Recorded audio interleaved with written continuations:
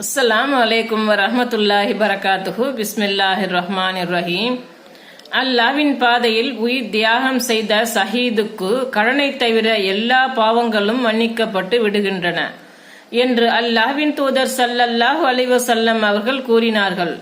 அறிவிப்பவர் அப்துல்லா பின் அம்ர் ரலியல்லாஹு அன்ஹு. முஸ்லிம் 3832. கடன் வாங்கி மோசடி செய்பவருக்கு இந்த ஹதீஸ் ஒரு எச்சரிக்கையாகும்.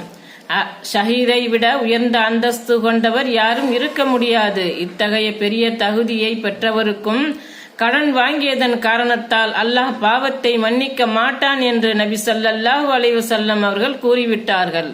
அதாவது கடன் கொடுத்தவர் மன்னிக்காதவரை சுவர்க்கத்தில் ஷஹீது தன்னுடைய பூத உடலுடன் நுழைய முடியாது என்பதை கருத்தில் கொண்டு கடன் விஷயத்தில் நாம் அலட்சியமாக இருந்துவிடக் கூடாது. அஸ்ஸலாமு அலைக்கும் வரஹ்மத்துல்லாஹி பரகாத்துஹு.